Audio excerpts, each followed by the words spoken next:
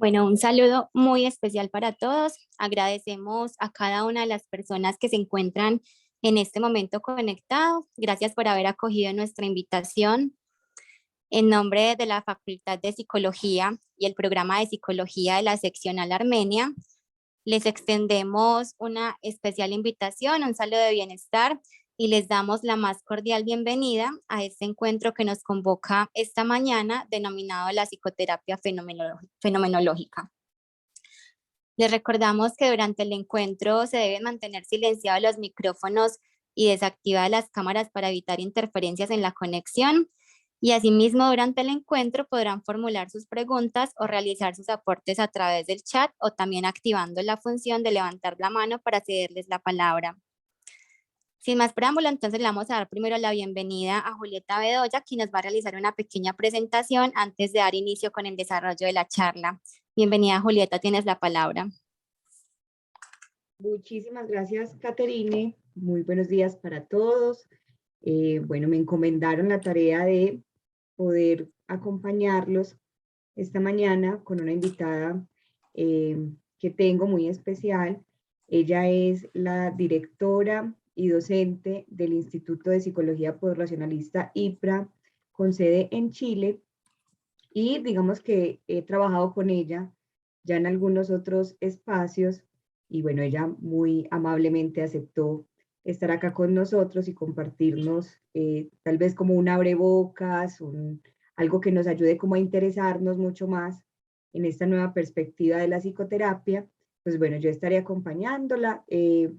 Si quieren, vamos a abrir la posibilidad de que ustedes puedan escribirnos en el chat las preguntas o las dudas que tengan en el transcurso de esta conversación, porque queremos hacerlo más como de esa forma, y así pues como hacemos un poco más dinámica la presentación. Catalina, muy buenos días. Muchísimas gracias por estar con nosotros. El micrófono creo que... Tenía el micrófono silenciado. Hola Yuri, ¿cómo estás? Muy buenos días. Muy bien, muy bien. Primero que todo agradecer la invitación. Para mí es una oportunidad muy buena estar acompañándoles hoy día. Y también es una oportunidad muy desafiante y muy rica el poder presentar este modelo de una manera sencilla y acotada, ¿no? Entonces, la idea de hoy es que los estudiantes y las estudiantes que están escuchándonos hoy día puedan quedarse con una idea un poco general, pero al mismo tiempo precisa de la propuesta que tiene el método y la psicoterapia fenomenológica. Correcto. Entonces voy a compartir la pantalla.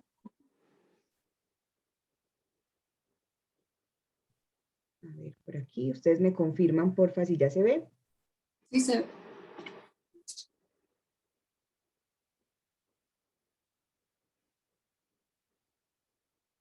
Sí. Juli, ¿yo te puedo pedir un favor? Sí, claro. ¿Tú podrías mantener tu cámara encendida para tener una audiencia visible? Por favor. Pero claro que sí. De hablar sola me pone, o sea, no ves tan grave, pero ahí sacaste la pantalla. Ahí estoy. Espérate que estaba No te veo, pero se salió la pantalla. Esto. Se salió el compartir la pantalla. Ahí sí. Por aquí estoy Ahí ya. sí, te Sí. veo y veo la pantalla. Súper bien. Listo, perfecto. Muchas gracias. Ya. Bueno, entonces me presento, voy a partir por ahí. Mi nombre es Catalina Ferrer, soy psicóloga clínica, formada en este modelo más o menos desde el 2012, ya llevo unos 10 años trabajando desde acá. Me hizo sentido por diferentes cosas que vamos a ir conversando hoy día para no spoilear la presentación.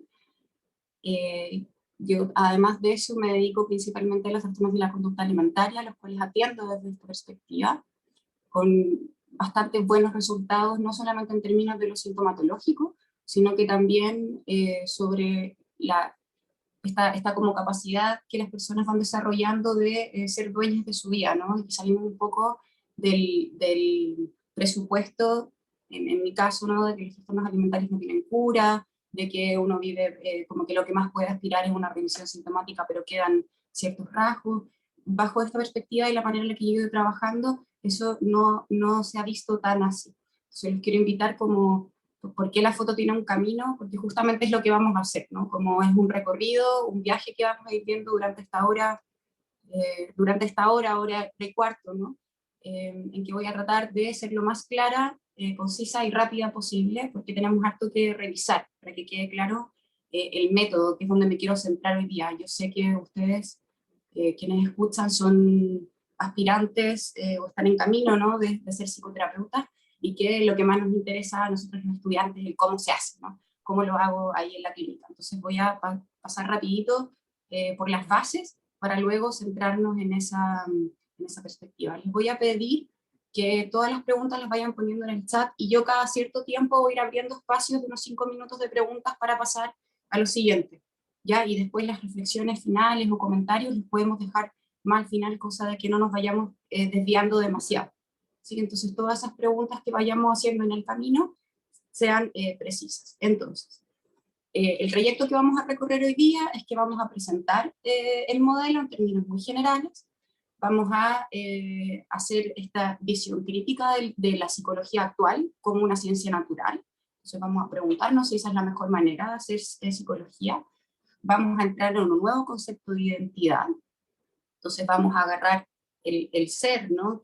o el sí mismo, que era el centro o el objeto de estudio de la psicología tradicional, y lo vamos a tratar de entender diferente, ¿no? De una manera que, desde mi punto de vista, y obviamente desde el punto de vista del creador del modelo, Jean-Pierre Orchero, es algo mucho más cercano a cómo nosotros vivimos realmente, ¿no? En nuestra vida cotidiana, en nuestra vida práctica.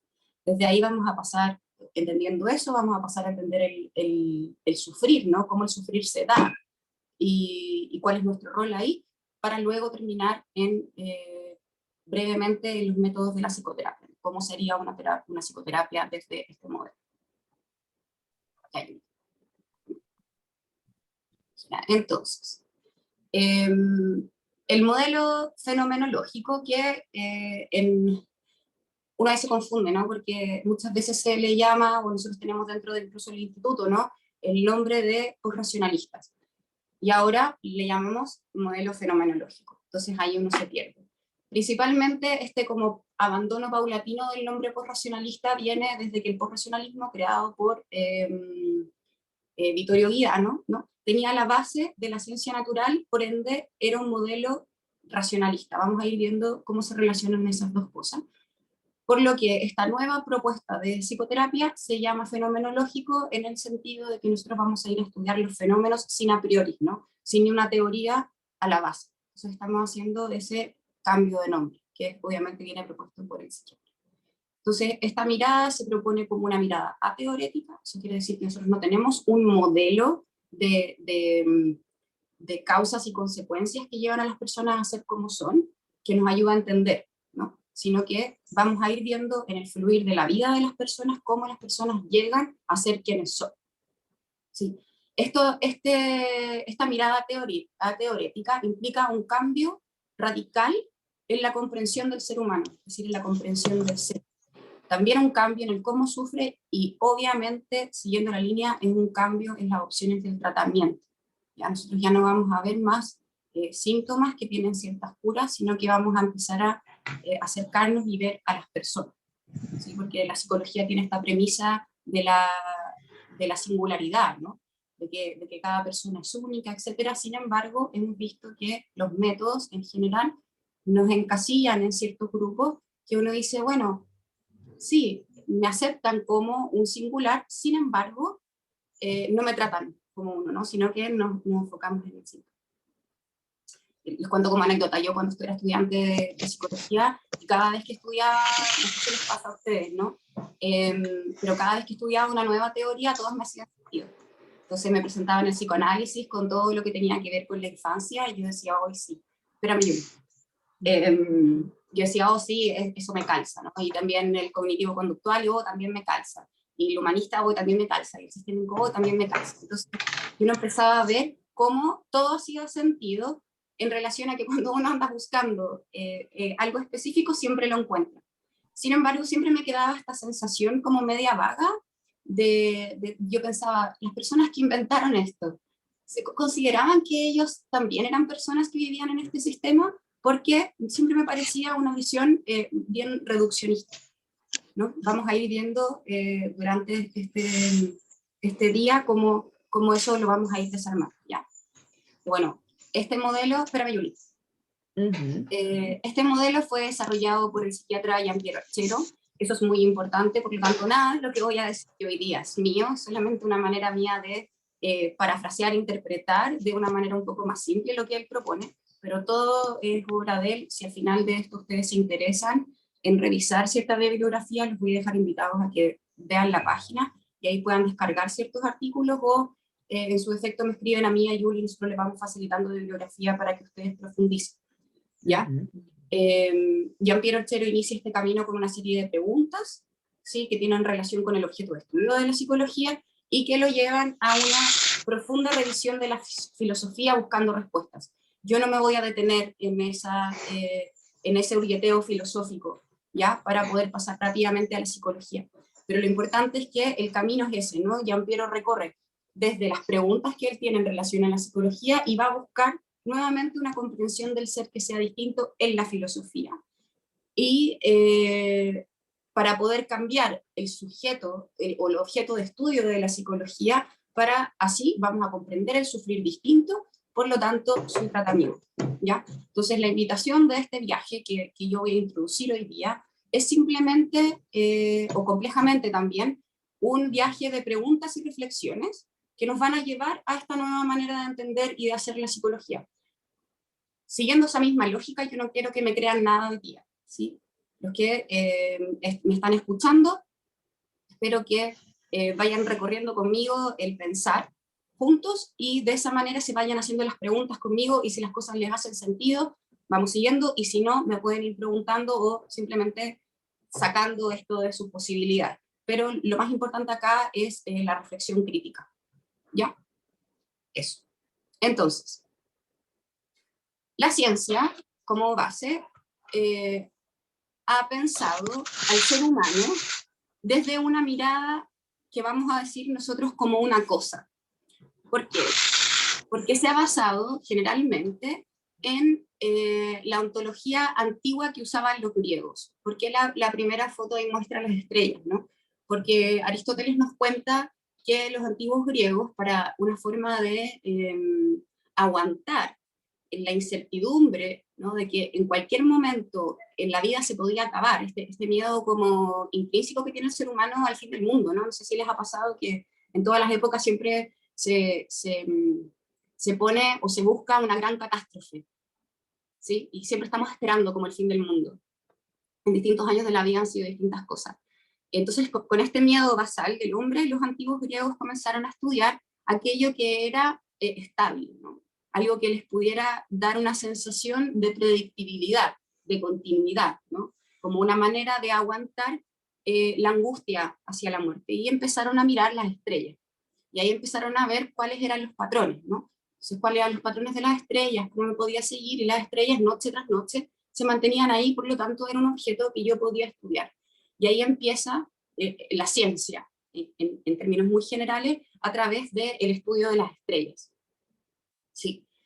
Eso se va traduciendo en el tiempo en una forma que va a tomar distintas formas en términos de los campos de estudio, ¿sí? Pero una forma de estudio que tiene que ver con el poder predecir y controlar. A todos nos enseñan eso al principio de la carrera, ¿no? ¿Cuál es el objetivo de la psicología? Comprender, predecir y controlar el comportamiento humano, que es lo que usa el método científico, ¿no? Desde ahí esto va evolucionando mediante diferentes formas, ¿no?, en la comprensión del ser humano como si fuera una estrella, como si fuera una cosa que es fija, que yo puedo agarrar, catalogar, predecir y tratar de modificar, ¿no? Y ahí vamos con todos los estudios que tienen que ver con, desde el psicoanálisis, que pone las causas de los trastornos en la infancia, ¿no?, o en la pulsión, o también vamos a lo cognitivo-conductual, que pone las causas en ciertos procesos y pensamientos que están buenos, malos o más o menos, O también vamos a el área de lo sistémico, que pone que hay un montón de situaciones o relaciones que generan como una respuesta, ¿no? Entonces, de esa manera siempre se puede predecir. Nosotros vamos moviendo piezas, entonces si esta cosa ocurre aquí, y esto así, y esta persona es acá, va a reaccionar de esta manera. Por lo tanto, desde ahí yo podría controlar mi sufrir. Si nos vamos al último modelo, ¿no?, de Guirano, que vendría a ser el postracionalista, Guirano lo que decía es que nosotros tenemos ciertas estructuras de personalidad, que él llamaba OSP, ¿no? Y que dentro de esas estructuras de personalidad que se fijaban durante los primeros años de vida en relación al apego con el cuidador, nosotros vamos a tener ciertas formas de reaccionar, y la búsqueda de eso es flexibilizarlo, ¿no? Entonces yo tengo una manera de ser que, mediante voy interactuando con el mundo, se rigidiza, por ende sufro, o se flexibiliza y se pasa al sufrir, pero siempre uno es un proceso, ¿no? Y Dano lo ponía en una forma de espiral, ¿no? Siempre lo mismo, pero un poco más evolucionado, un poco más flexible. Ahora les pregunto a ustedes, ojalá si es que alguien quiera abrir el micrófono o escribirme por ahí por el chat, ¿cuál sería el problema o la problemática de ver al ser humano de esta forma, en esta forma de proceso o de predicción? Hola, buenos días. Hola, buenos días. Yo creería que el problema estaría en que el sujeto no podría como cambiar. Bien. Siempre va a ser de la misma manera salir de ahí. Perfecto. ¿Sí me escuchan bien? Sí, perfecto. Vale. Muchas gracias, Carolina. A ustedes. ¿Alguien más? Muy bien. Esa es una muy buena respuesta, porque ahí estaríamos cerrados al cambio, ¿no? Solamente puedo, como, imagínense que soy una bolita y podría crecer o disminuir, pero jamás ser un cuadrado, un triángulo o alguna otra forma, o incluso no tener forma, ¿no? Entonces tengo ahí una limitación. Pienso, Cata, que también esa pretensión de cientificidad de la psicología a veces también estaba más como del tema de los terapeutas, ¿cierto? De quienes hacemos psicoterapia, Sí. Porque es una forma mucho más predecible también de aplicar métodos de tratamiento, por ejemplo, todo este tema ahora de la psicología basada en la evidencia. Bueno, al pararnos desde ahí nos da cierta certeza en términos de, bueno, qué es lo que funciona, qué es lo que dice la ciencia que funciona, qué es lo que respalda la investigación, y al final nos olvidamos del que tenemos al frente, el sufriente que viene con su propio tema, que puede no caber en esas perspectivas ya preestablecidas, ¿cierto? En esas definiciones preestablecidas de un síntoma o del sufrimiento, ¿cierto? Entonces, lo vemos es como un enfermo y ya. Sí, lo interesante también de eso es que, claro, uno dice, bueno, el sujeto puede no caber. El problema es que siempre cabe, ¿no? Porque uno siempre tiene alguna forma de encontrarse, es como leer el horóscopo, ¿sí? Exacto. Discúlpenme, por favor, aquellos que siguen esa línea, yo no estoy en contra, pero sí ocurre de que cuando uno lee el horóscopo, y yo digo, bueno, todos los Aries, por muy verdad que sea, todos los Aries somos, no sé, impulsivos, ¿no? Y cuando nos catalogamos a todos los Aries, que son infinitos en el mundo, como seres impulsivos, perdemos a cada una de esas personas que representan su impulsividad de distintas formas, en diferentes contextos, con distintas historias. Entonces nos perdemos la singularidad, porque si yo digo todos los Aries somos impulsivos, somos todos, y todos es ninguno al mismo tiempo, ¿no? Somos una categoría gigantesca donde todos caemos. Entonces ahí entramos en esta contradicción de la psicología, en que al mismo tiempo agrupa, pero tiene la pretensión de la singularidad. Entonces es imposible agarrar el singular desde la agrupación, ¿sí? Cuando esto se empieza a cuestionar o deja de ser método, desde el punto de vista de Giampiero, es cuando aparece la neurociencia. Entonces nosotros tenemos la pretensión, ¿no?, de predecir y controlar el comportamiento humano, o la experiencia, de explicar la experiencia de la persona en términos de procesos, y aparece la neurociencia. Y la neurociencia, ¿qué es lo que hace? Es que en vivo nos puede mostrar cuál es el proceso cerebral, ¿no? Entonces a mí me conectan un fMRI por todas partes y me ponen distintas pruebas y ellos van estudiando cómo mi cerebro reacciona. Si es que eso es el estudio de la psicología, es decir, si la mente humana es lo que nosotros vamos a estudiar, y ahora está la neurociencia, que nos permite estudiarlo con máquinas, con procesos, ver los colores, etcétera, etcétera, ¿dónde queda la psicología? ¿Dónde quedamos nosotros los terapeutas? ¿El fMRI y la comprensión de eso nos ayuda a aliviar la sintomatología? Puede ser que sí, puede ser que no. Probablemente no. Pero más importante aún, no nos dice nada de la vida de esa persona. Entonces aquí tenemos un gran problema, ¿no? Y si ustedes se miran sus propias vidas, vamos a ver que nuestra vida dista mucho de esa posibilidad, de la posibilidad de ser solamente un proceso, ¿no? Porque yo tenía una amiga, ¿no? que siempre me decía esto, me decía, Cata, la vida tiene planes mucho mejores para ti que tú misma, porque estamos siempre arrojados a eso que es impredecible, no tenemos idea. Poniendo ya, bueno, nosotros ya nos acostumbramos a esta nueva normalidad pandémica, ¿no? Pero hace 2 años atrás, inicio del 2020, cuando llega el COVID, nadie, y estoy segura que nadie, en el verano, o verano para mí, para ustedes también me imagino, en el verano del 2020, es decir, enero, febrero, en esas vacaciones que tuvimos todos por ahí, nadie se imaginó que podía pasar algo como lo que ocurrió, ¿no? Que íbamos a vivir y íbamos a tener que cambiar todo nuestro sistema, toda nuestra forma de ser, toda nuestra forma de encontrarnos, teniendo, por ejemplo, la posibilidad que antes no existía de tener este encuentro que estamos teniendo hoy día, porque no sabíamos qué podía pasar. Entonces, en ese sentido, en el encuentro con las cosas que van cambiando, no podemos ser un proceso. La vida no ocurre de esa forma. Tampoco ocurre así en nuestra experiencia personal. ¿Sí? No reaccionamos igual siempre a lo mismo desde que somos niños. Puede ser que es similar, pero nunca igual. La vida nunca es igual. Sí, ya hay. Entonces, necesito saber si es que hasta aquí hay preguntas. ¿Hay alguna pregunta en relación a lo que vengo contando? Por acá en el chat no, Cata. Ya, genial. Ujú. Ya, ahora me voy a poner un poquito más compleja. Necesito que me vayan parando en cada momento en que ustedes no vayan entendiendo algo, ¿ya? Entonces, me voy a saltar toda la revisión ontológica en relación al ser, si es que alguien de ustedes lo quiere estudiar. Jean-Pierre se basa principalmente en la fenomenología hermenéutica de Heidegger. Si es que a alguien le gusta la filosofía y quiere meterse por ahí, ese es el camino. Yo los puedo guiar si es que alguien me escribe, ¿ya? Pero principalmente vamos a llegar, después de todo ese recorrido, a un concepto nuevo de identidad. ¿Sí? De quién soy. Antes la identidad era una cosa que se cerraba a los 18 años, principalmente se formaba con las experiencias tempranas, y después uno como adulto, luego de los 18 años, empezaba a repetir estos mismos patrones aprendidos durante la infancia y la adolescencia de manera sistemática en relación ya sea a los vínculos o en maneras de reaccionar ante diversas situaciones como estrés, felicidad o dificultades, ¿ya? Y que eso se podía flexibilizar a través de la introspección. Entonces yo me doy cuenta de mi manera de funcionar, por lo tanto puedo actuar distinto, flexibilizar mi comportamiento, aguantarme, aprender a respirar antes de reaccionar, etcétera, etcétera.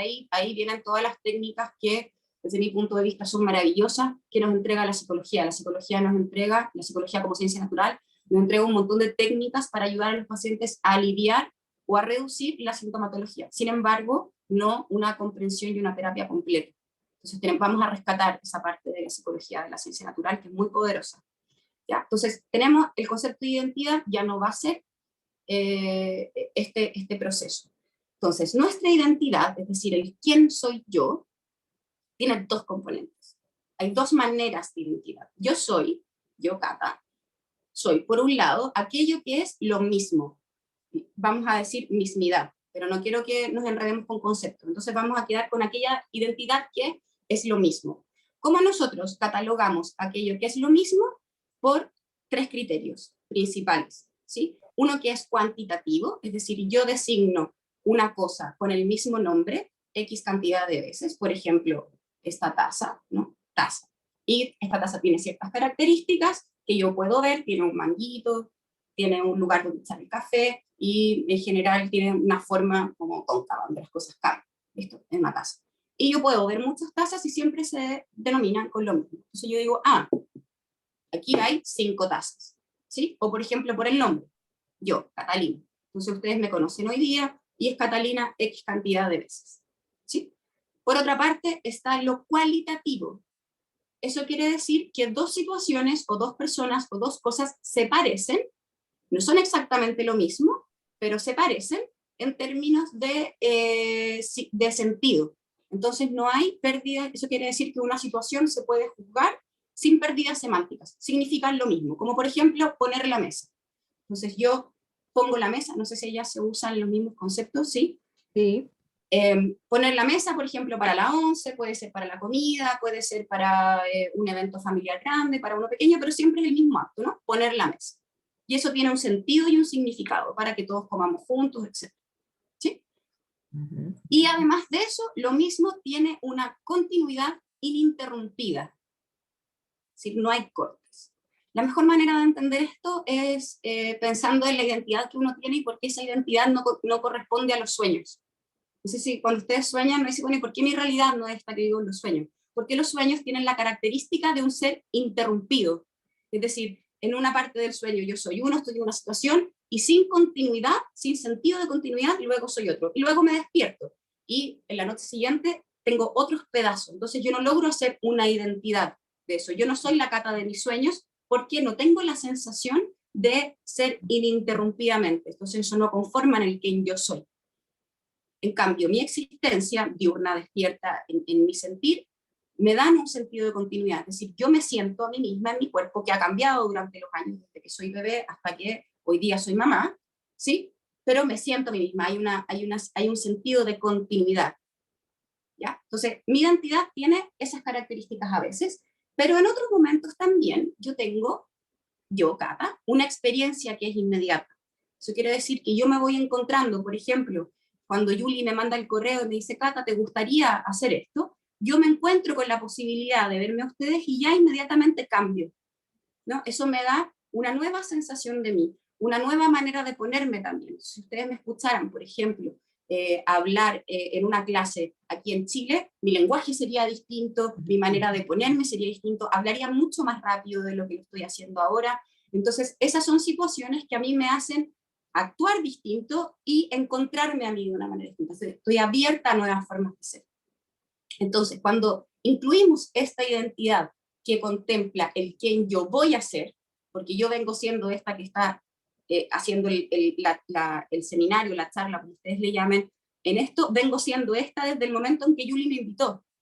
No sé, en marzo tiene que haber sido Yuli, más o menos. Por ahí, sí. Por ahí. Entonces, desde ese momento yo ya vengo siendo esta, entonces tengo una orientación de futuro. Ustedes hoy día, que son estudiantes de psicología, ya están puestos en que van a ser psicólogos, ya están pensando en qué les gustaría trabajar, ya están pensando en qué orientación quieren seguir, ¿no? Entonces tenemos esta característica de futuro.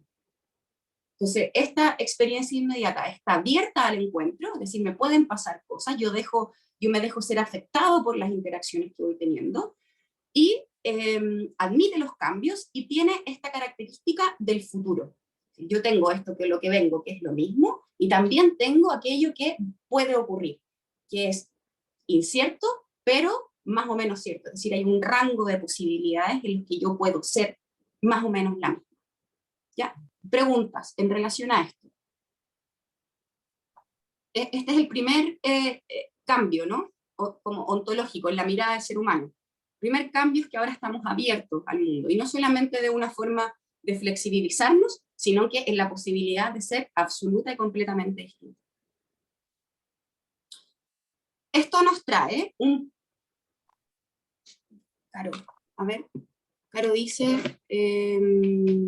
¿puedes explicar mejor la parte cualitativa de lo mismo? Sí, puedo explicarlo mejor.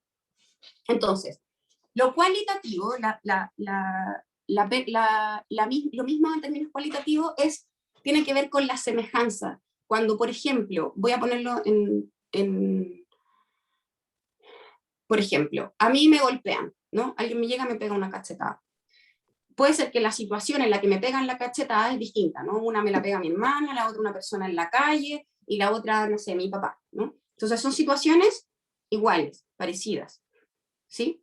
No son exactamente iguales, pero el eje temático es que yo me siento, en mi experiencia, agredida. Mi manera de reaccionar ante eso siempre es, por ejemplo, la rabia. Sin embargo, la rabia se puede representar de distintas formas. A mi hermana yo le puedo volar de vuelta la cara de una cachetada. A mi papá tal vez yo me enojo y le grito, y si es que me ocurre en la calle, tal vez la rabia me queda ahí y me paralizo. Entonces son distintas formas, pero que mantienen un eje central de lo mismo, que quiere decir que yo me siento agredida y reacciono con rabia. Entonces, situaciones distintas tienen un eje semántico que es el mismo.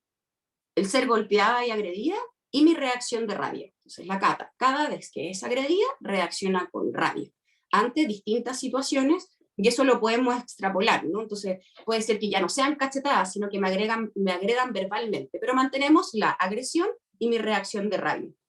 Entonces ahí estamos hablando de lo mismo en términos de cualidad, no en términos de cómo las cosas se ven o en términos de características, sino que tiene que ver con lo cualitativo, en cómo esa experiencia, entre comillas, subjetiva, se va dando y reaccionando. ¿Sí? Entonces no hay una pérdida semántica y no hay una pérdida de sentido. El sentido sigue siendo el mismo. Yo me siento agredida y reacciono con rabia. ¿Se entiende? ¿Te contesté? No recuerdo. Carolina. Ya, Carolina, sí. Gracias. Aquí Fabián nos pregunta que si se establece en esta descripción de la identidad alguna diferencia entre el ser y el hacer. Ya, no hay diferencia entre el ser y el hacer, porque nosotros somos lo que hacemos. Acá nos vamos a poner, voy a tratar de mantenerlo muy simple, ¿ya?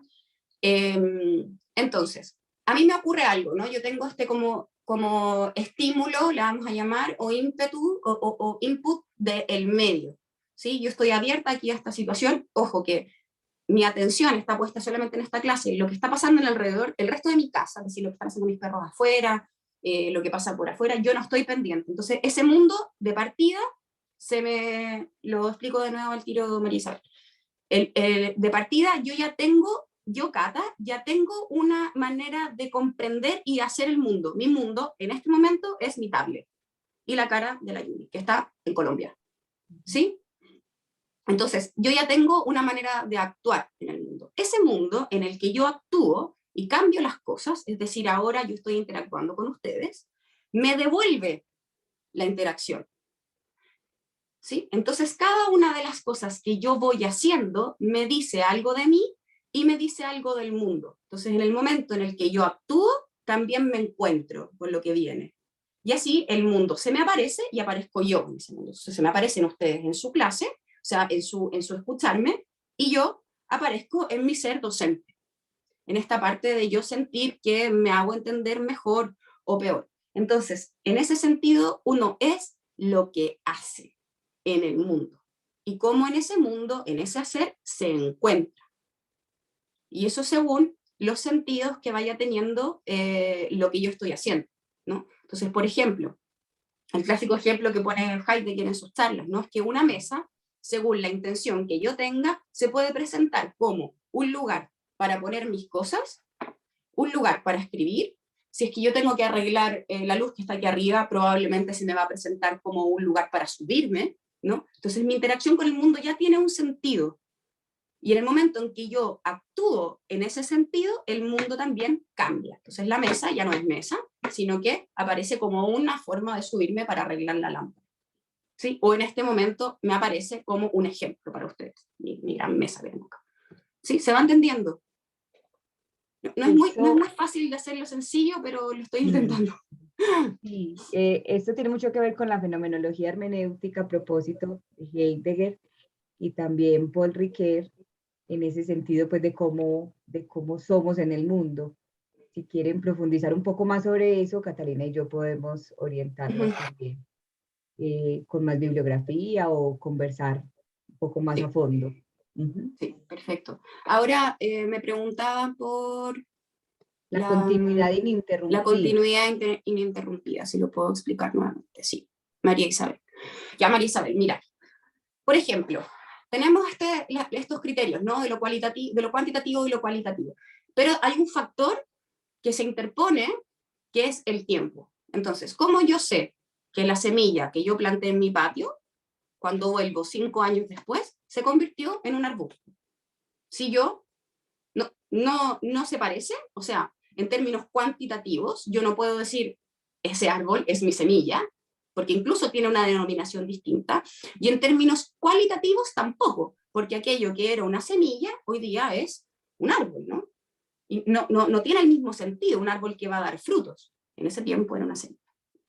Entonces, ¿cuál es el otro criterio? Que nosotros podemos decir, esa semilla es ese árbol, después de que transcurrió el tiempo. O, por ejemplo, que yo, Cata, soy la misma que está en esta foto. ¿La alcanzan a ver? Sí. Esa soy yo, ¿no? Puede ser que haya un similar, ¿no? Un parecido. Pero la verdad es que si yo les pasara una foto de mi hijo, ustedes dirían, a lo mejor es la Cata.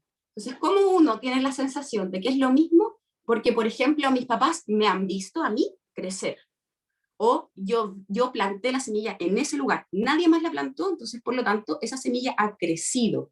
Entonces, sigue siendo la misma en un continuo que es ininterrumpido. Mis papás saben que esa niña que ellos criaron y tuvieron, soy yo porque me han visto crecer y nunca me han visto morir y volver a crecer. Soy la misma. ¿Se entiende ahí? Sí. Entonces, yo puedo decir que mi abuelita es la misma abuelita que hoy día está, no sé, en una cama, postrada, y que con suerte puede hablar, la misma abuelita que me sacaba al parque, porque la he visto envejecer. Entonces hay un proceso. Ok, desde ahí va a partir el principal problema de la identidad personal. Y Riquet lo pone en términos de de la unicidad, ¿no? Yo de alguna manera soy la misma, pero siendo muy distinta. Y acá yo no sé si ustedes vieron esta serie o no, a mí me parece un ejemplo pero espectacular, siempre lo uso para hacerlo más sencillo, para entender este concepto de la identidad, ¿no? Para los que no la vieron, no voy a hacer ningún spoiler, sin embargo uno puede ver en las fotos cómo el personaje que está arriba a la izquierda, luego se convierte en el personaje que está abajo a la derecha. Eso es a través de un camino. Un tipo que en la primera foto uno lo ve y dice, bueno, este es un tipo medio nerd, medio, probablemente tiene una familia, tiene un hijo en la serie, ¿no? Tiene un hijo, pero uno lo ve y sí, como debe ser, no sé, un profesor o tal vez un informático, algo así, pero bien nerd, ¿no? Como bien naive. Y ahí, como dice, ¿no? La vida va tomando rumbos que son inesperados, siempre en relación a lo otro, en lo que me encuentro, pues, situaciones que yo no tenía idea que podían llegar a pasar, ¿no? O que sí, pero jamás pensé en cómo me iban a influir.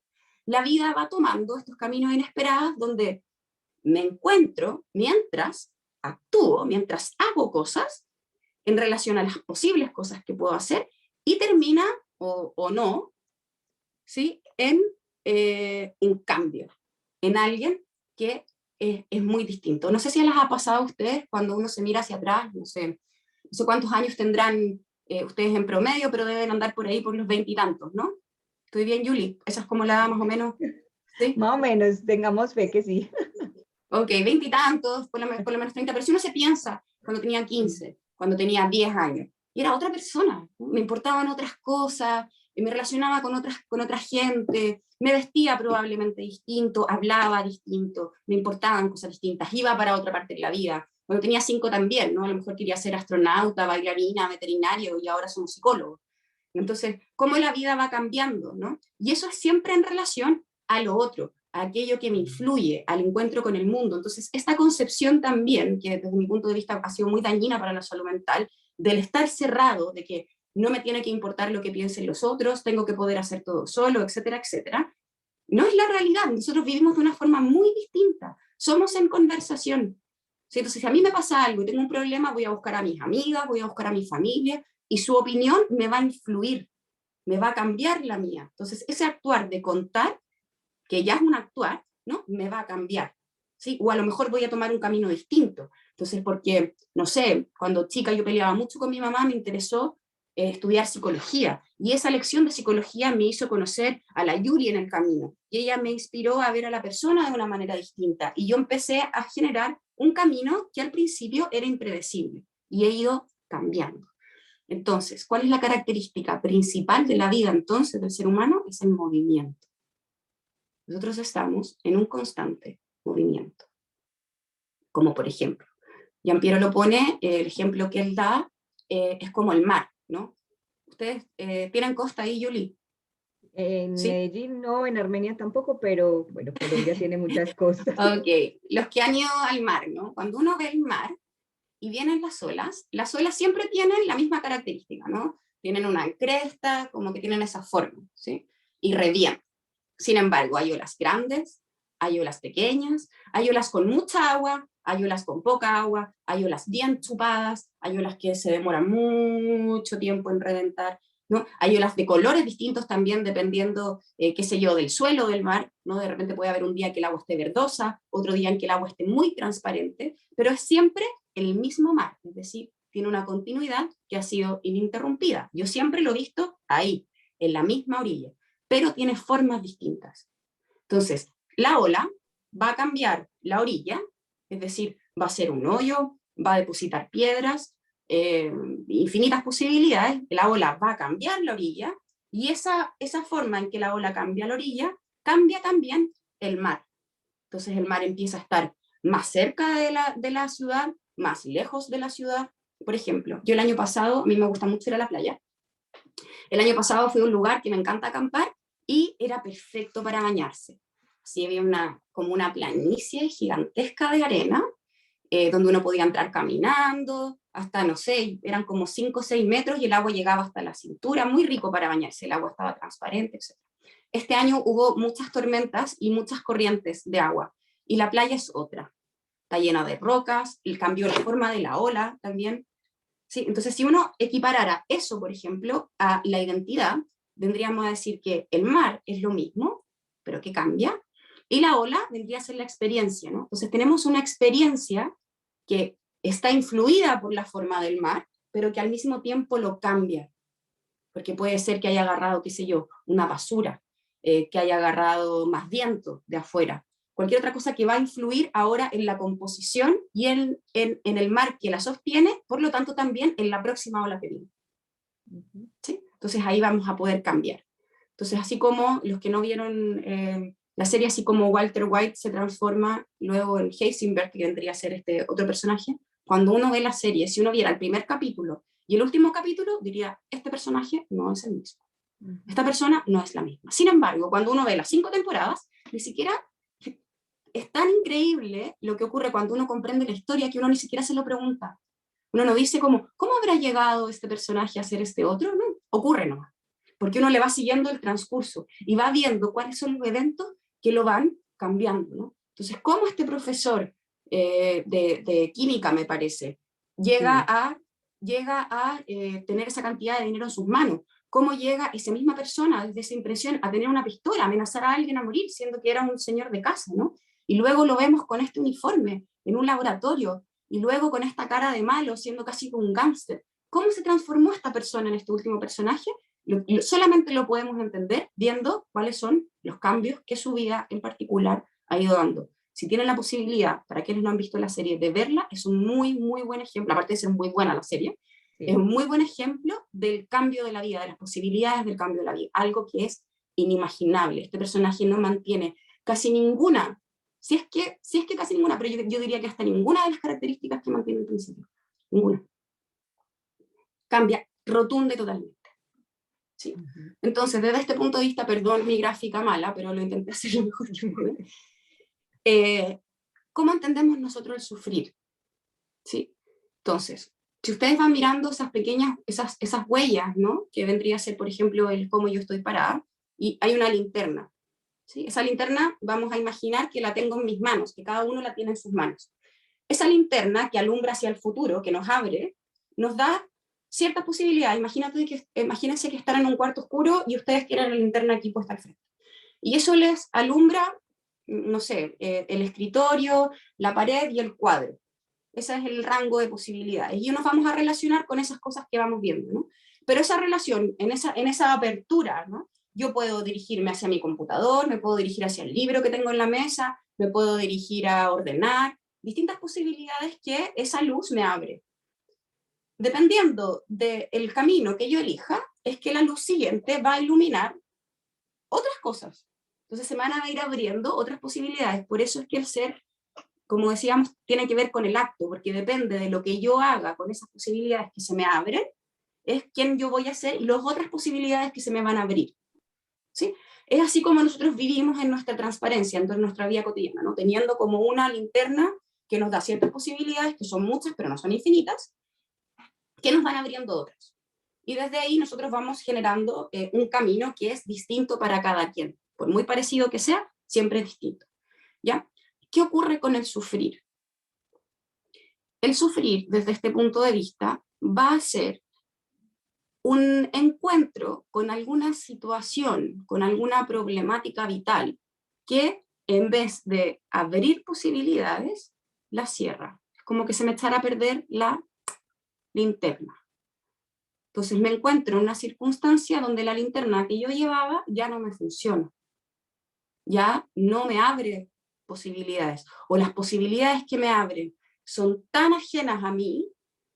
Por eso es que yo le puse ahí un cambio de color a la última linterna, ¿no? Me cambió el color de la linterna. En ese cambio de linterna yo no entiendo muy bien qué ocurre. Porque, como si volvemos al concepto de la identidad, ¿no? Lo principal es la unicidad, sentirme yo mismo. Pero ¿cómo voy a ser la misma si me está pasando esto? La manera en la que yo me estoy encontrando, la cata que me encuentro en esta situación, como por ejemplo, yo tengo muchas pacientes que les ocurre cuando entran a la universidad, ¿no? Tenían un bagaje de situaciones, maneras de estudiar, relaciones con sus compañeros, relaciones con sus papás, y de repente entran a la universidad, y no sé cómo será allá, pero acá de repente la gente de regiones viaja a la capital a estudiar, entonces pierde familia, amigos, vive en otro departamento, tiene que ponerse a prueba porque el colegio era fácil y ahora en la universidad es difícil, no sé si voy a poder, y empiezan con una sensación de encontrarse a sí mismos, por ejemplo, incapaces, por primera vez. Nunca se habían sentido incapaces antes. Eso les cambia la linterna, porque se enfrentan a un mundo que es completamente nuevo, ¿sí? Y al que no sé cómo actuar. Ese es un ejemplo como común, ¿no? Si nos damos un ejemplo extremo, imagínense que yo tengo aquí mi familia, convivo con mi pareja, etcétera, y un día llega mi pareja y me dice, Cata, me voy para siempre, no quiero estar nunca más contigo. Todo mi mundo de posibilidades que eran hasta ese momento, que tenía que ver con mi familia, con tener, no sé, otro bebé, cambiarme de casa, adoptar otro perro, desarrollar mi carrera, bla, bla, bla, se van a negro, se acabó.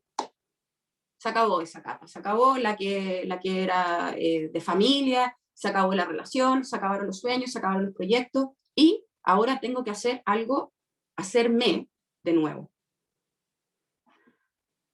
Eso ocurre a nivel prereflexivo, es algo que nosotros vamos sintiendo en nuestra experiencia, ¿sí? En nuestra experiencia poco a poco. Y es ahí donde nosotros necesitamos o recurrimos a la narración. Es decir, ¿cómo es que yo llegué hasta aquí?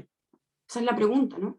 ¿Cómo yo llegué a que el hecho de que mi pareja se fuera, a mí me rompiera todas mis posibilidades de existir? ¿Cómo ese cambio en el mundo a mí me rompe?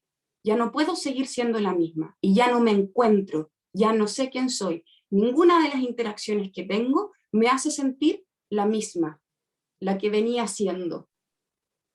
Y es ahí donde cuando esa temática, ese cambio vital no es agarrado, es decir, yo no lo entiendo en su profundidad, ¿no? Porque yo puedo entender que es porque mi pareja se fue.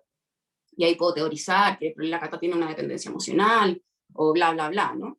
Pero cuando yo entiendo el sentido de lo que perdí cuando mi pareja se va, yo ahora, cuando yo lo entiendo con un otro en el que me voy encontrando en la conversación, yo ahora tengo algo que hacer con eso.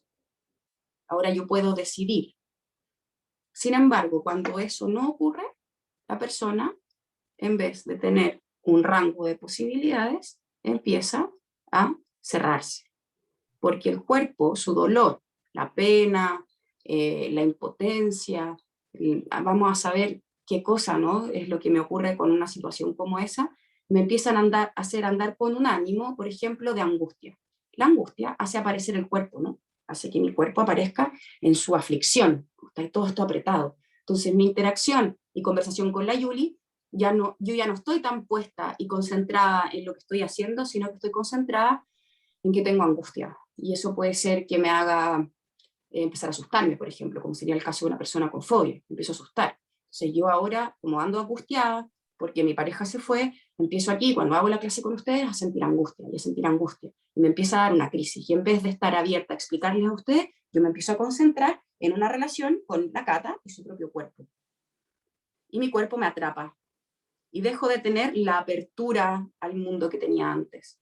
Y me empiezo a encerrar, y a caminar en círculo. Y ahí sí vemos un proceso. En el síntoma sí se ve un proceso. Entonces, desde ese día que la pareja de la Cata se fue de la casa, la Cata, cada vez que sentía el olor a su perfume, se angustiaba. Y eso hacía que terminara llorando. Y el hacer que terminara llorando le impedía trabajar. Y que el que le impedía trabajar hacía que estuviera más angustiada. Y entre más angustiada estaba, más lloraba. Entre más lloraba, menos trabajaba. Y entre menos trabajaba, más se angustiaba. Y ahí nos metemos en un círculo, donde las otras posibilidades de actuar y de ser se eliminan. Se da la sensación de uno ser un proceso. Es en ese punto en que la ciencia natural nos puede ayudar, en el estudio de la psicopatología. Sin embargo, el cómo yo llegué a desarrollar esa psicopatología todavía no está comprendido. Eso es lo que nosotros, desde la terapia fenomenológica hermenéutica, queremos abrir. Entonces, tenemos un síntoma que nos hace sufrir, tenemos que encargarnos de eso, y luego de encargarnos de eso, tenemos que ver cómo pasó esto. Porque si no encargamos solamente del síntoma, va a ser una vida controlando ese síntoma. Nada más. Y si tenemos suerte, el control de ese síntoma a lo mejor me hace conocer a otra persona y a lo mejor se me vuelven a abrir las posibilidades de mi vida. Eso también pasa, ¿no? Que uno pasa por un periodo sin entender qué le pasó y luego ese periodo azul, digo azul porque vieron la película Intensamente. Sí. La tristeza es azul, ¿no? Entonces, este periodo azul, como medio oscuro, ese periodo azul de depresión o de tristeza o de sintomatología, y de repente uno dice, ah, no, pero se me pasó. Y no tengo idea por qué se me pasó. Eso también ocurre, no lo vamos a negar, ¿no? Por eso la psicoterapia, todas las psicoterapias funcionan, porque todas incluyen algún cambio que me abre posibilidades. Sin embargo, no lo hacen con la concepción ni con la intención de abrir esas posibilidades que son únicas. ¿Me entienden? Voy siendo clara hasta el momento. Sí, súper clara. Ya, hay preguntas hasta acá.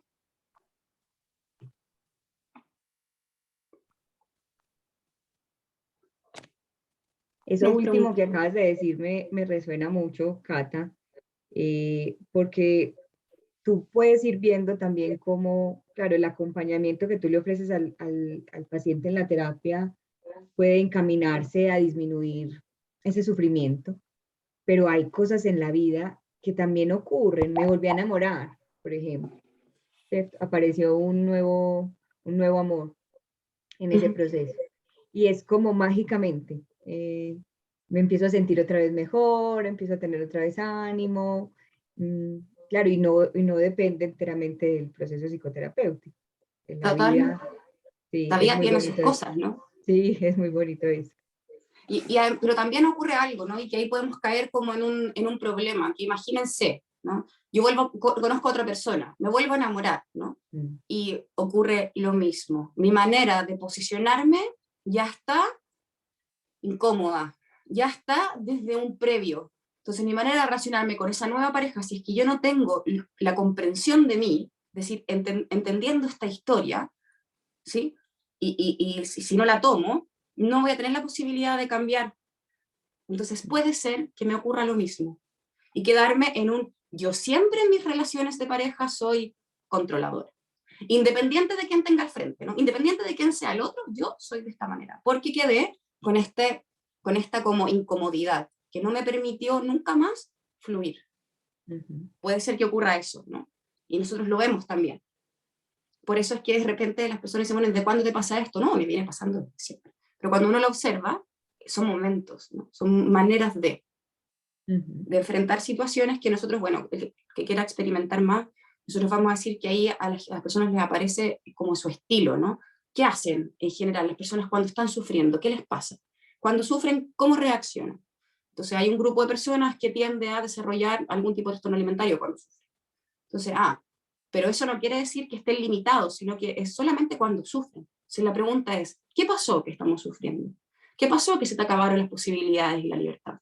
Entonces el sufrimiento para nosotros es una pérdida de libertad de acción.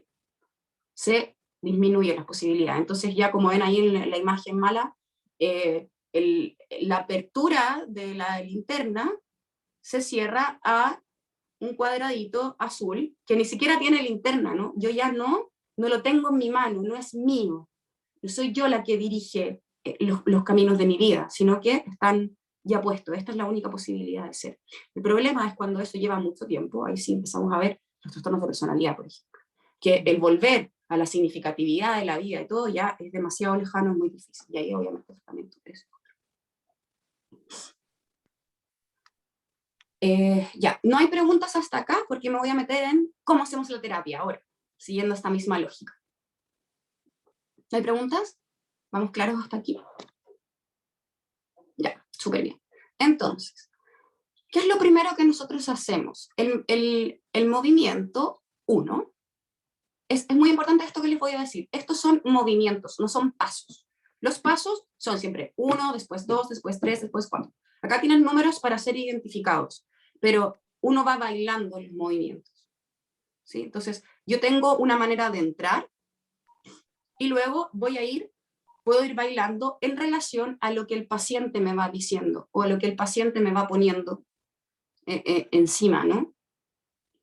Entonces, en el movimiento 1 lo que nosotros hacemos es buscar dentro del motivo de consulta con el que viene el paciente, primero lo que tratamos de hacer es entender, ¿no? Entender qué le pasa y cómo le pasa, en términos del presente. Por ejemplo, una chica que desarrolla un trastorno por atracón que la lleva a comer todos los días, ¿no? Y tiene estos atracones que siente que no puede controlar, que no los asocia con nada, y esto se siente como desde afuera, ¿no? Como un ajeno que la posee. Entonces ella termina comiendo. Vamos a inspeccionar, entonces juntos vamos a ir mirando si es que el paciente no trae como alguna claridad de cómo inicia, cuándo inicia esto. Primero vamos a ir a buscar a la vida cotidiana. Entonces, por ejemplo, yo mando muy a lo cognitivo-conductual, a mí me gusta mucho esa herramienta, por eso yo les decía hace un rato que aquí la psicología nos presta herramientas, ¿no? La herramienta del autorregistro. Entonces yo les mando una hojita con un registro alimentario que tiene la hora, el lugar, la situación, el pensamiento, la emoción y lo que hizo. Entonces vamos a ir registrando en la vida cotidiana, pero lo que vamos a ir registrando no es para entender y cambiar, sino que es para entender el cómo, cuándo y dónde.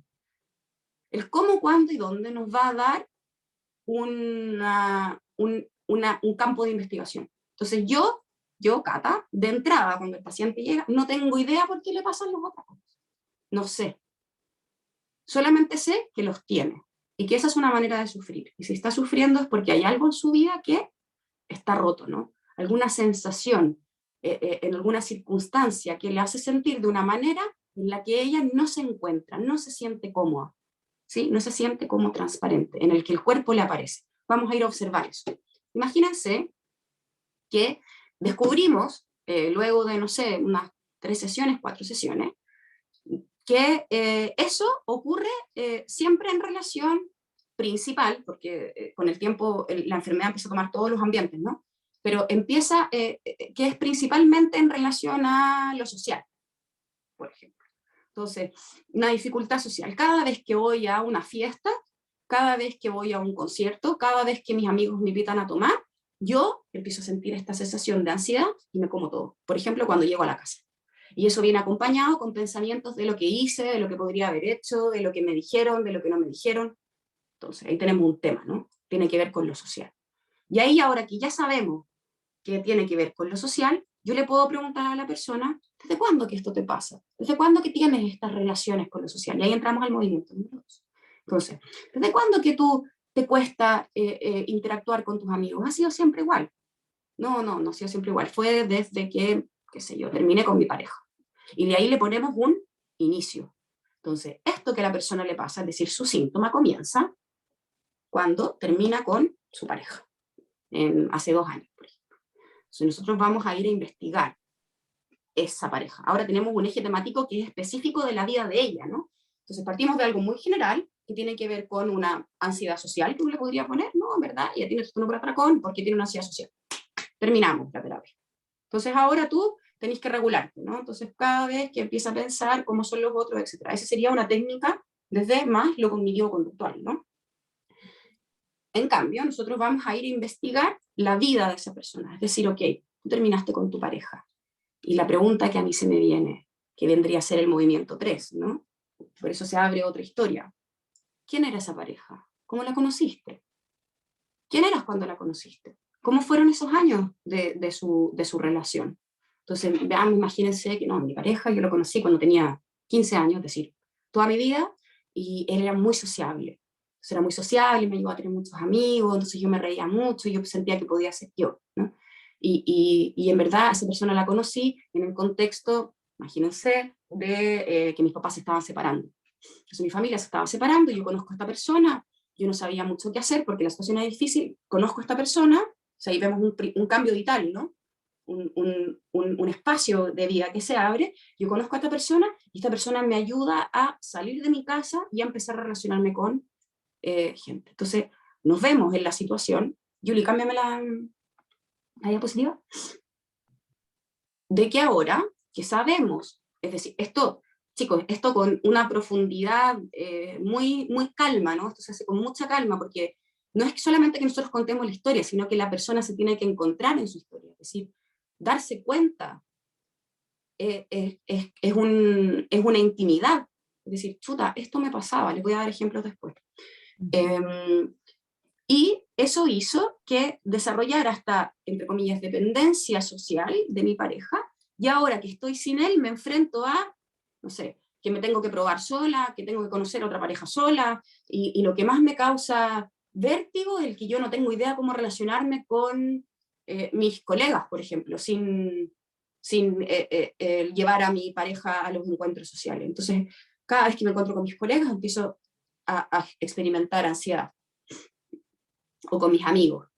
Y ahí empiezo a ver que esto tiene que ver con mi historia, ¿no? Hay una vida singular que explica esta falta de herramientas o de formas de ser que me ayuden a guiarme en estas nuevas situaciones sociales, porque nunca me había encontrado de esta manera.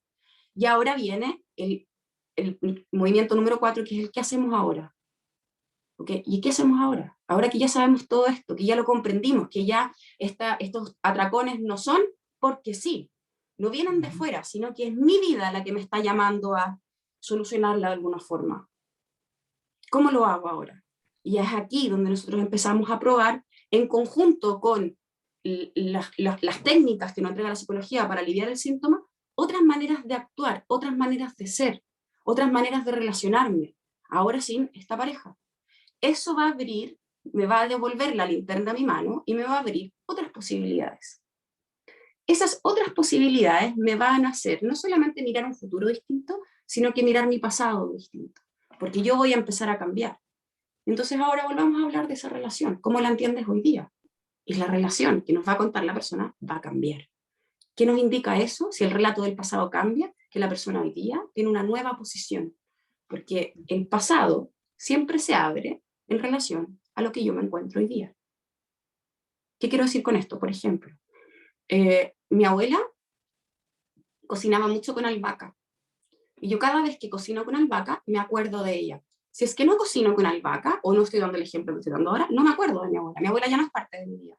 Entonces, el recuerdo es algo que se llama por el momento presente. El olor a albahaca me llama al recuerdo de mi abuela. No es que uno tenga un saquito de memorias que ande trayendo, ¿no? Sino que es el presente el que te invita a revisar el pasado. Entonces, si yo encuentro una nueva pareja, que es mucho más tímida que yo, por ejemplo, y que yo he ayudado a desarrollar después de mucho tiempo, en que yo vengo ya apropiándome de esta nueva manera de ser, que yo he ayudado a sociabilizar, y luego termino con esa pareja, y tengo otra pareja, y ya tengo, qué sé yo, 50 años, y la Yuli me dice, oye, Cata, ¿te acuerdas de esa pareja que tú contaste en el seminario, con la que terminaste, o la que tu paciente terminó, y desarrolló un trastorno por atracón? Probablemente decir, no, Yuli, no me acuerdo de qué me estás hablando, porque esa pareja ya no va a ser alguien significativo en mi vida. O voy a decir, sí, fue una tontera, ¿verdad? Fue de cabra chica, fue de niñita, ¿no? Porque esa pareja, 20, 30 años después, puede ser que no sea significativa, a menos que vuelva a tener un quiebre tan grande como ese, y eso me reluzca nuevamente, ah, chuta, esto ya me había pasado antes. ¿Sí? Entonces la historia se va actualizando a medida que nosotros estamos en nuestro futuro. Entonces por eso es que el último mono tiene muchas flechas, ¿no? Primero vamos hacia atrás, luego volvemos hacia adelante, luego volvemos hacia atrás a interpretar de nuevo, y eso es lo que nosotros llamamos el círculo hermenéutico, ¿no? Vamos analizando ese pasado que va a cambiar nuestro futuro, y luego vamos a volver de ese futuro que ya es distinto a otro pasado, que es el mismo pero no igual, tiene otro sentido vital.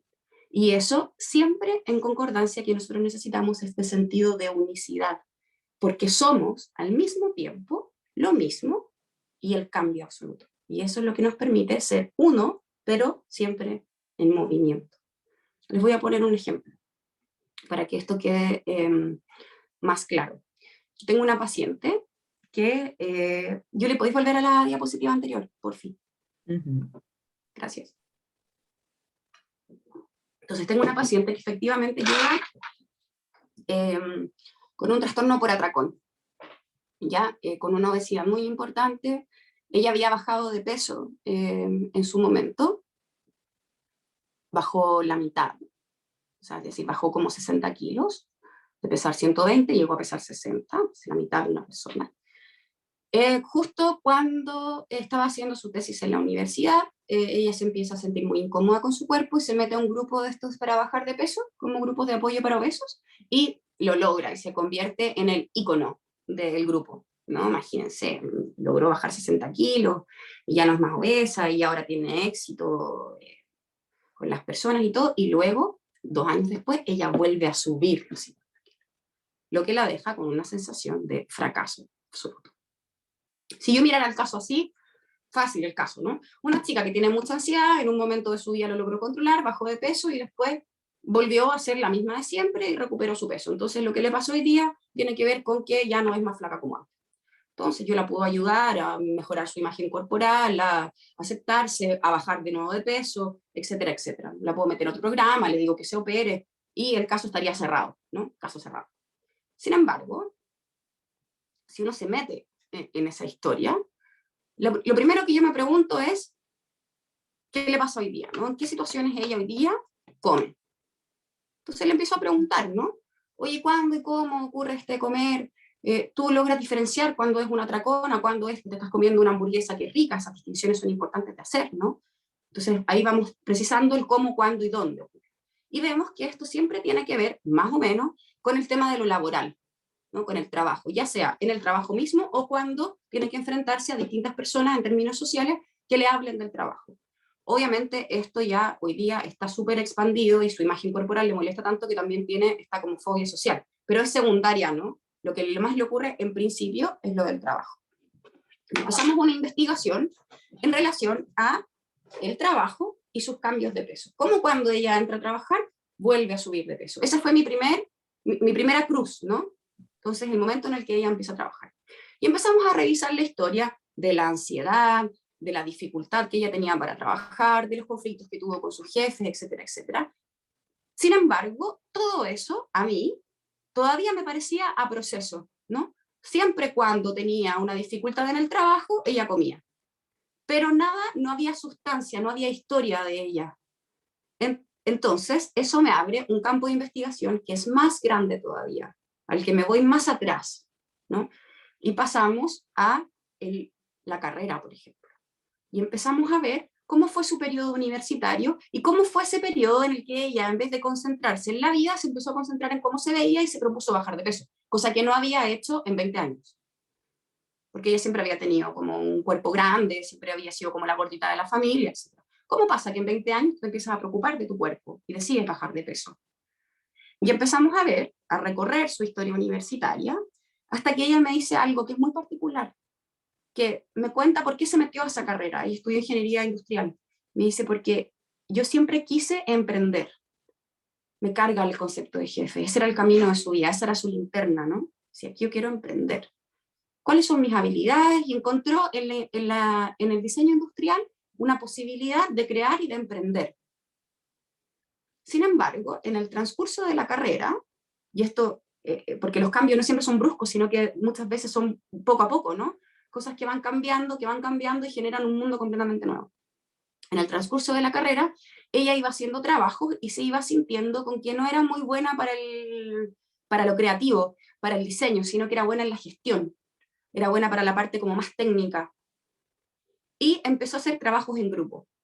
Y siempre en los trabajos en grupo, los compañeros le decían lo seca que ella era, ¿no? Y que eres seca, mira cómo hiciste esto, mira cómo hiciste esto otro, pero ella siempre sentía de que eso era su aporte a un grupo, que sin el grupo no podía subsistir, no se sentía segura. Y cuando se tuvo que ver enfrentada a hacer su tesis, o sea, imagínense, toda una carrera trabajando con los mismos compañeros, y tenía un compañero ya elegido, el compañero que diseñaba, ella que organizaba, el otro que hacía no sé qué cosa, y en ese ambiente ella se podía mover, se sentía segura. Cuando tiene que hacer la tesis es sola, unísono. Y empieza a experimentar una angustia de sentirse incapaz de poder hacer el proceso completo de ella sola.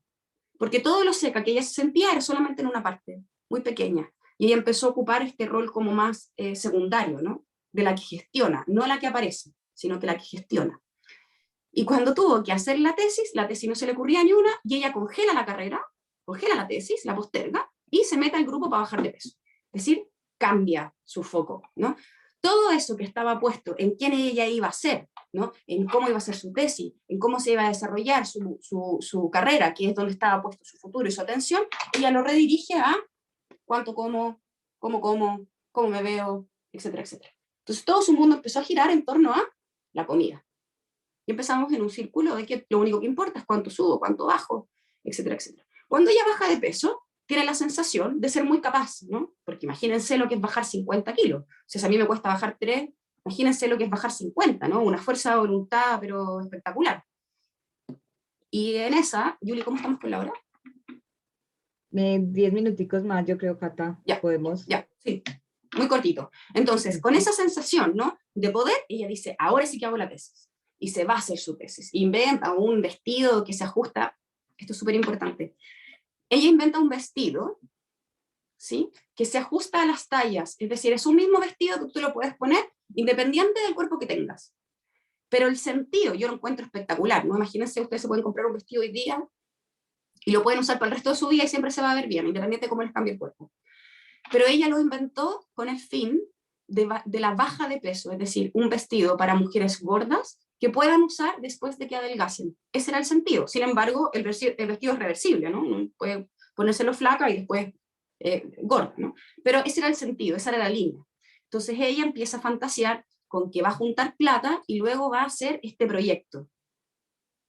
Sí, porque le aplaudieron la tesis, la presentó en no sé dónde, hacía un proyecto espectacular, el vestido le quedó bonito, y ella se mete a trabajar y tiene que gestionar y crear proyectos, donde le empezaron a criticar mucho el trabajo. Y ella empieza de nuevo con su sensación de incapacidad, esa sensación de incapacidad la calma comiendo y empieza a subir de peso.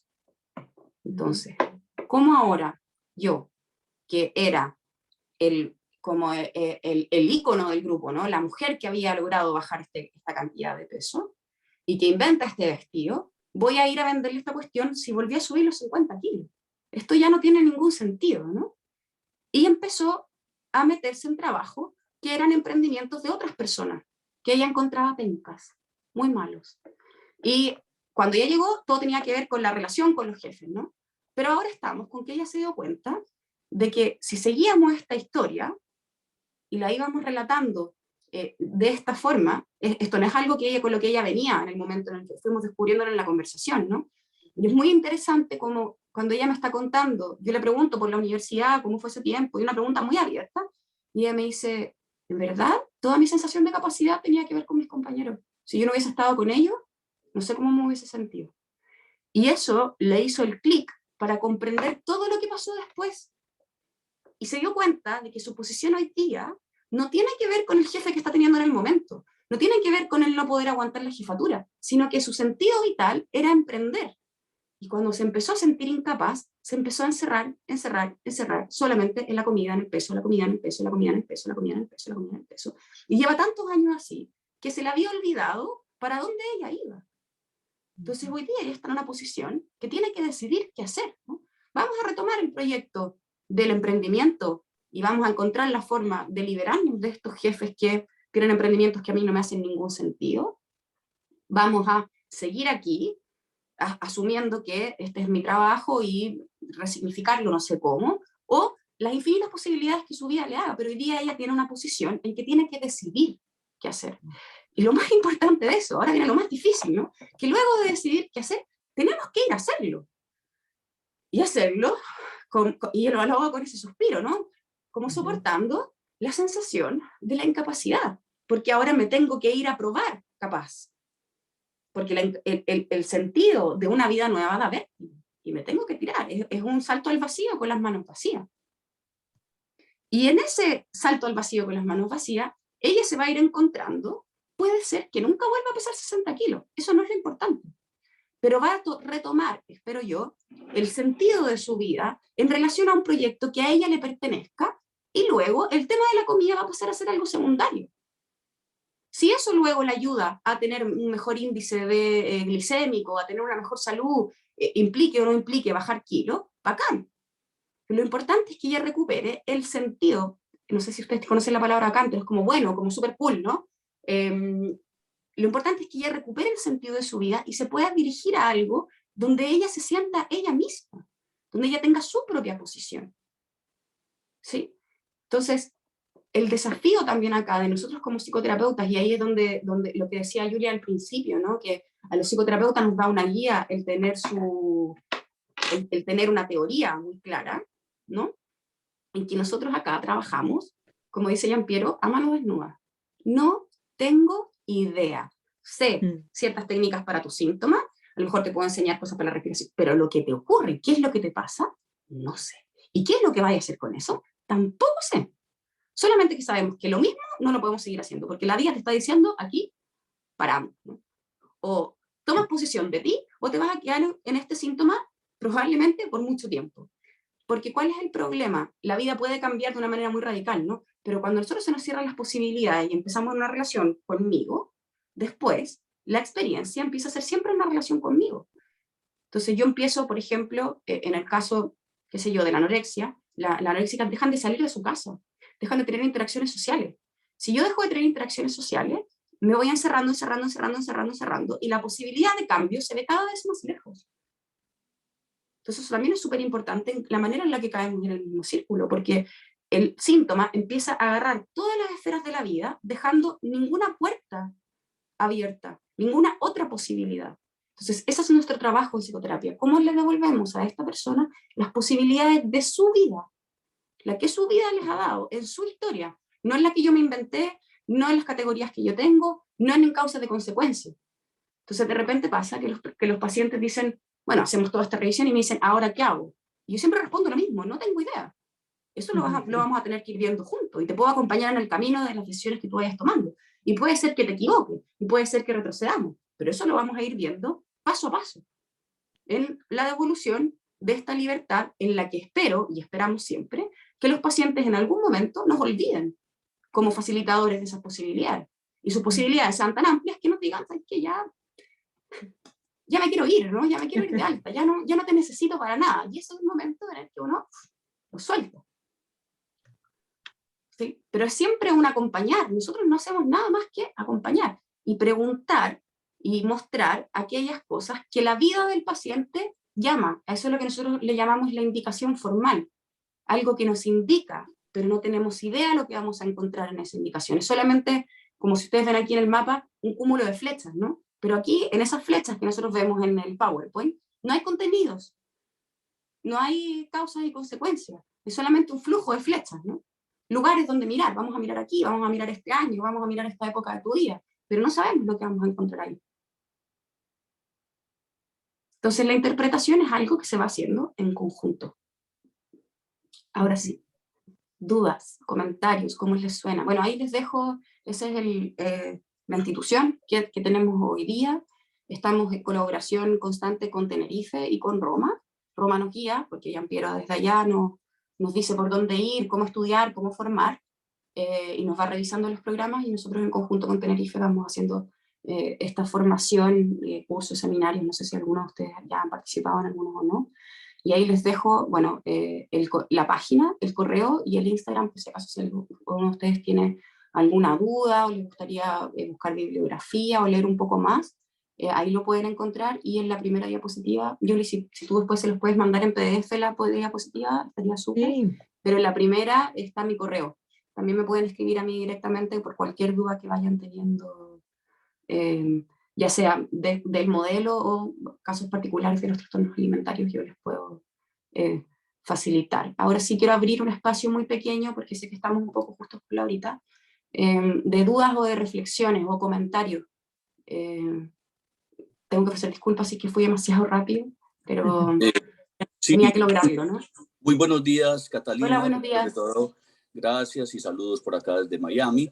Y bueno, mencionaste un tema que para mí es coyuntural, o sea, es fuerte, el tema de la libertad. ¿Cómo en ese acompañamiento a sus consultantes se les articula esa libertad con valores como la responsabilidad, que sería la habilidad para responder, la independencia y la autonomía? Sí, esos vendrían a ser muy bien, Ramiro, esos vendrían a ser para nosotros los ejes fundamentales del objetivo de la psicoterapia. Nuestro objetivo en general, como todos los psicoterapeutas del mundo, es aliviar el sufrimiento, ¿no? Y como nosotros comprendemos el sufrimiento de esta manera, nuestro objetivo es siempre devolverle a la persona las libertades de su vida. Es decir, que pueda volver a elegir qué hacer y qué no hacer, teniendo la comprensión de lo que le ocurre. Es decir, como volviendo a sí mismo, ¿no? Porque lo que caracteriza principalmente, y uno lo escucha, por eso es fenomenología, ¿no? Ocurre en el fenómeno, uno lo escucha en los pacientes, que cuando llegan a la consulta, lo primero que dicen es: no soy el mismo, no sé quién soy, no sé qué me pasa, ¿no? Entonces, nosotros les devolvemos ese poder del saber, ahora sé lo que me pasa. Entonces, por ejemplo, tengo una paciente que tiene una suerte de crisis de pánico, no son crisis de pánico completas, pero le empieza esta palpitación y se empieza a asustar, etc. Y ella antes la evitaba, se ponía a hacer otras cosas.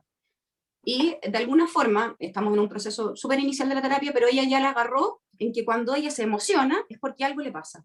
Entonces, en vez de ponerle atención a la regulación de la emoción, ella le pone atención ahora a lo que está ocurriendo y qué hacer, ¿no? Ya, ok, estoy angustiada porque tengo un conflicto con mi jefe, entonces, ¿qué hago? Lo voy a solucionar. ¿Cómo lo puedo solucionar? Y ella tiene la posibilidad hoy día de observar cuál es el problema y cuáles son las posibles soluciones, y ella decidir, ya, ok, voy a ir a hablar con él. Voy a hablar con él, le voy a decir esto, esto, esto. Y ahí toma acción, ¿no? De un padecer, que es la aparición de su taquicardia, ella actúa distinto. Y eso lo hace libremente. Yo jamás le he dicho: oye, tú tienes que hablar con tu jefe, tú tienes que tomar una posición distinta en tu trabajo. Eso es algo que ella ha ido como haciendo solita. Entonces, en esa devolución, nosotros lo que esperamos es que los pacientes puedan decidir sobre sus posibilidades. Primero verlas y luego decidir. Nosotros obviamente tenemos influencia porque nosotros interpretamos, ¿no? Interpretamos lo que ocurre, interpretamos la relación con el jefe, interpretamos, por ejemplo, en el caso que les acabo de mostrar, el sentido de la incapacidad. Entonces, nosotros somos parte de eso. Sin embargo, las decisiones y el cómo interpretamos son desde la historia de la persona y son de la persona siempre. Y no sabemos dónde la va a llevar, ¿no? Y de repente nos encontramos con que la lleva a un lugar que no era tan esperado y tenemos que devolvernos, ¿no? Porque la vida también va generando ese flujo. De ahí podríamos entonces articular como que se trabaja con lo que es el inconsciente personal, y el inconsciente colectivo también juega algún elemento significativo allí. Nosotros no usamos el concepto de inconsciente, sin embargo, ocupamos el concepto de lo prereflexivo. Eso quiere decir de esas cosas que nosotros ya, porque el inconsciente se toma como si fuera un espacio, como un saquito que se esconde y que uno va sacando cosas, ¿no? Y que todo se acumula aquí. Nosotros lo que decimos es que la experiencia es prereflexiva, es decir, está comprendida. En el momento en el que tú estás aquí conversando conmigo, tú ya comprendes la situación y tienes cierta expectativa de lo que yo te puedo o no te puedo responder, sin la necesidad de tenerlo articulado en tu pensamiento de manera racional o conceptual. ¿Sí? Que no es lo mismo que tener un cúmulo de cosas en un inconsciente. Entonces, desde esa perspectiva, sí, nosotros actuamos de manera prereflexiva y nos encontramos prereflexivamente con las cosas y con las otras personas. Entonces, ahí vendría, bueno, es un concepto mucho más complejo, pero Riquet habla de la triple mimesis, ¿no? Que yo influyo en el mundo y el mundo tiene una influencia en mí que al mismo tiempo hace que yo genere otra manera de actuar. Entonces, en esa parte nosotros también somos parte de nuestra cultura. O sea, nosotros no podemos evitar ser con los otros. Entonces, por ejemplo, eso se ve en tu caso, vives en Miami, ¿no? Hay un choque cultural, por ejemplo. Yo en mi caso en algún momento viví en Inglaterra. Entonces hay un choque cultural. Y uno viene con su cultura, con su ser muy latino, ¿no? Y se encuentra en un país que es distinto, que es más anglo, a lo mejor Miami no tanto, pero tiene otra forma de funcionar, otros procesos que son distintos a los que tú experimentaste en Colombia o los que yo experimenté acá en Chile. Entonces, ese encuentro con una cultura nueva requiere, por ejemplo, de una adaptación, de una nueva manera de ser uno. ¿Sí? Entonces, obviamente nosotros somos parte de esa cultura porque el mundo me devuelve, me da un input, ¿no? Entonces yo me encuentro a medida, me encuentro a mí y encuentro al mundo siempre de cierta forma. Entonces estoy abierto a ese mundo. Por lo tanto, lo colectivo, la cultura en la que me muevo, también me hace. Es parte constitutiva de mi identidad. ¿Sí? ¿Te respondo? Más o menos. Sí, efectivamente, no, bastante bien. Mil gracias. Gracias. Gracias a ti. ¿Algún otro comentario? Tal vez. Bueno, me están preguntando por la grabación. Claro que con Caterine lo vemos para compartirla. Bueno, yo creo que Cata se cumplió enormemente el objetivo Sí, me de, alegro mucho. sí, de esta pequeña charla. Yo, bueno, tengo aquí algunos de mis estudiantes. Creo que ellos también han ido teniendo una comprensión mayor en la medida que nos escuchamos, que los leemos, que interactuamos. Y bueno, y los que es la primera vez que escuchan esta propuesta de la psicoterapia fenomenológica, esperamos que haya sido de todo su agrado y que les haya generado este tipo como de preguntas y de reflexiones que probablemente pues en otros espacios les seguiremos ampliando y compartiendo. Sí, vuelvo a repetir la invitación a escribirnos un correo, ya sea a la institución, a mí, a Yuli, a seguir investigando. Si se quieren juntar a conversar, también podemos hacerlo. Todos aquellos, para nosotros, el interés es ojalá ampliar esta mirada y hacerla accesible a todos, porque también tiene un componente de repente tan filosófico que genera rechazo, así como no quiero escuchar esto. Pero no sé si lo logré hoy día o no, pero tenemos la pretensión de ir haciéndolo cada vez más simple para que podamos ir adaptándonos a esta nueva manera de mirar a la persona desde mi punto de vista mucho más humana, mucho más cercana también. Correcto. Caterine, te doy entonces a ti para hacer el cierre. Listo, mil gracias. Entonces, de esta manera concluimos este espacio, no sin antes nuevamente agradecerle a Catalina Ferrer por su excelente intervención en este tema y también a cada una de las personas que nos acompañaron en este espacio. Los invitamos a continuar participando en los próximos encuentros que les estaremos compartiendo y ya después de este momento les estaré compartiendo entonces la respectiva grabación. De nuevo, mil gracias y feliz día para todos. Muchas Muchas gracias, un abrazo muy Feliz grande. día. Hasta luego, Hasta luego. Muy gracias. bien. Chao. Chao.